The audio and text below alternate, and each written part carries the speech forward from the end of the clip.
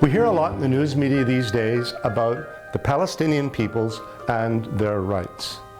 And it's always in the context that they were a nation of people displaced by the Jewish people, especially with the reestablishment of Israel in 1948. The myth goes like this: the Jews came in, took away the Palestinian homes and displaced them. Thus, we have all these Palestinian refugees, some living in camps in Israel and others beyond the borders of Israel in places like Jordan. But what is the truth? Was Palestine ever truly a nation state with its own constitution, currency, laws, etc.?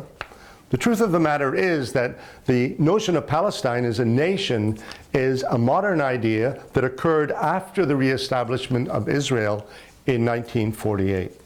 If we go much farther back into history, as far back as 4,000 years ago, in the book of Genesis, we discover that God called a man named Abram, who became Abraham, from a place called Ur of the Chaldees. That was ancient Babylon, but today you would know it better as Iraq.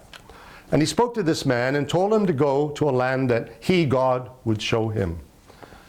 Abraham and his family found themselves in what was known as the land of Canaan, a land occupied by different peoples, but all under the banner of, if you like, the Canaanites. And of course there were other people groups there as well. But essentially it was the land of Canaan, and Canaan means lowland.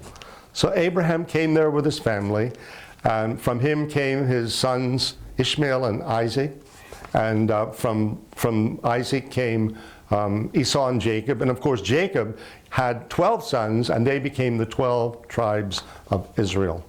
So Israel's origins go back almost 4,000 years, because God took Jacob and changed his name to Israel, which means prince with God. God promised both to Abraham, Isaac, and Jacob in succession that he would multiply them as a people group and multiply them in the land known as Israel. And so the Jews were there thousands of years ago. And in the year 1000 BC, 1,000 years before Christ, David, through Solomon his son, built a temple in Jerusalem. That was subsequently destroyed by the Babylonians in 586 BC. And the Jews were displaced out of the land, but only for 70 years, because Jeremiah the prophet had prophesied that their exile in Babylon would last only 70 years. Daniel, another prophet, who also was one of the exiles, refers to Jeremiah's prophecy. So the Jews returned, and under the benevolence of Cyrus, a Persian king, rebuilt the temple, and life continued as before the destruction of Jerusalem and the temple, the first temple, by the Babylonians. Well, we fast forward another 500 years or so, and we have the Greeks, and then they were replaced by the Romans. And then we get to the year AD 70, and the Romans then destroyed Jerusalem and the second temple in the year AD 70.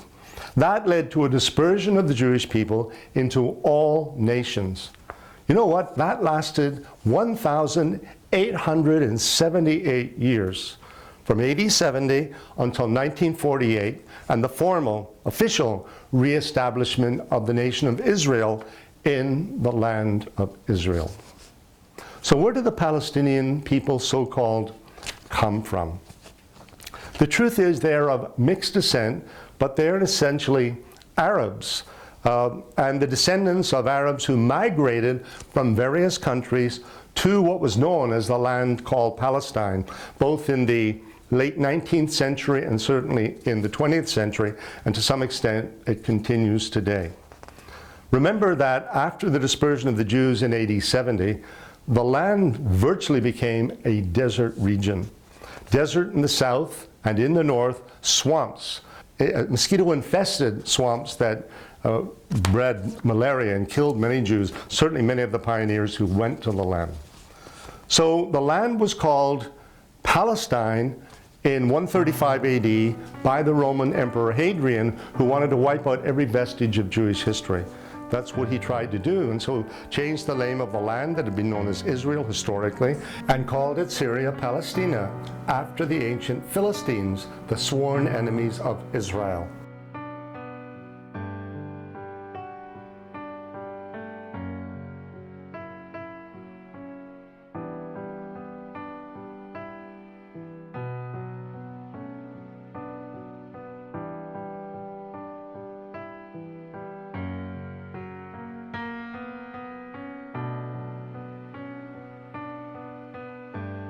So in 87, the Romans destroyed Jerusalem. There was tremendous loss of Jewish life.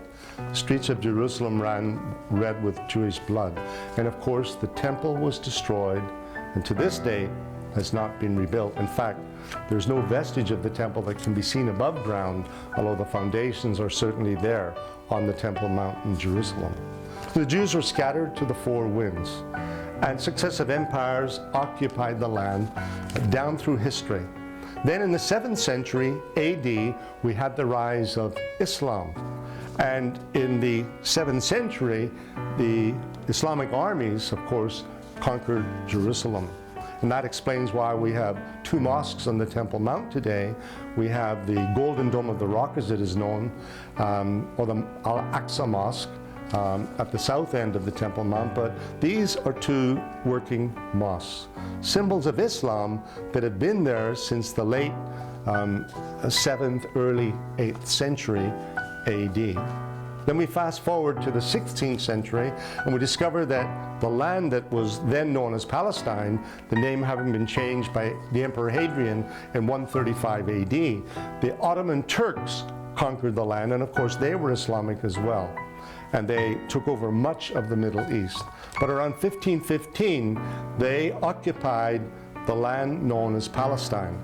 And they were there for 400 years, until 1917, when the Allied armies under a British general named Lord Allenby conquered the land of Palestine and took the city of Jerusalem without firing a shot. So 400 years of Turkish occupation, Ottoman Turkish occupation, and actually neglect ended in 1917.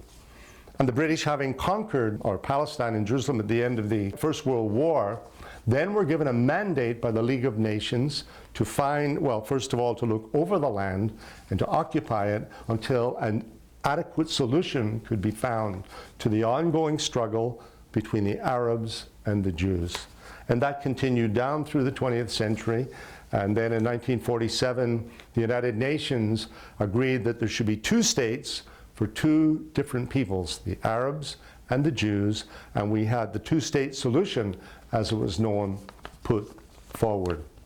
The British left, their mandate having ended, and the Arab nations said, if we can't have all of the land, we're not interested in a two-state solution. Our solution is one land for one people group, and that's the Arab people group. The Jews, on the other hand, who by that time were about 600,000 in the land, said, if we can't have the whole pie, half a pie is better than none. We'll take what the United Nations has offered. They seized the moment, the opportunity. On May 14, 1948, David Ben-Gurion, the first prime minister of modern Israel, declared the establishment of the state of Israel. And he chose, or they chose, an ancient name for the land. And what had been known historically as the land of Palestine from 135 AD until 1948 became again the land of Israel. But wasn't that its ancient historic name before 135 AD?